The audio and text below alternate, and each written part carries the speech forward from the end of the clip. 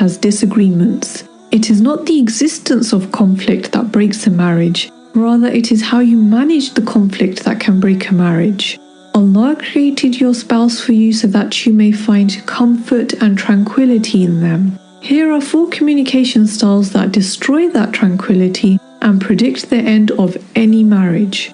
1. Criticism. This is when you attack the other person rather than complain about their behavior. For example, a criticism would sound like this: "You are lazy and selfish. I hate having to always sweep the floor when it's your turn. What is wrong with you? You just don't care." Criticism makes the other person feel attacked and rejected. Criticism is common, however, it causes both of you to fall into a downward spiral which leads to the next destructive behavior. 2. Contempt. This is when you treat the other person with disrespect and assume moral superiority over them. This can include things like mocking them with sarcasm, rolling your eyes, calling them names, using humor to put them down, and mimicking them. For example, contempt would sound like this: "You say you're tired? I've been running around like mad all day to keep this house going, and all you do when you come home from work is flop down on that sofa like a child. I don't have time to deal with another child." Contempt makes the other person feel despised and worthless. Contempt is so poisonous that it is the single biggest predictor of divorce. 3. Defensiveness. This is usually a counterattack to receiving a complaint. It is understandable to want to defend yourself when you feel attacked. However, defensiveness is when you act like an innocent victim and avoid taking responsibility for your mistakes.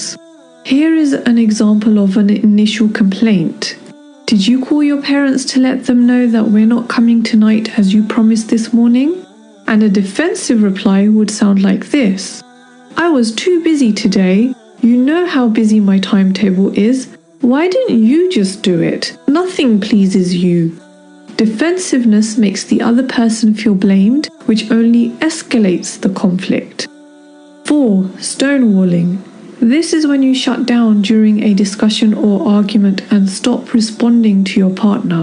It involves tuning out, turning away, or acting busy. Metaphorically speaking, you build a wall between yourself and your partner. It happens when you feel overwhelmed or physiologically flooded. However, stonewalling makes the other person feel frustrated and eventually infuriated. If you have any of these 4 communication styles, there is still hope if you manage to eliminate them. If you don't, your relationship could be at risk of serious problems in the future. However, just being aware of these 4 deadly communication styles is not enough. In our next video, we will find out how to replace them with healthy communication styles so that you can find comfort and tranquility in your marriage, inshallah.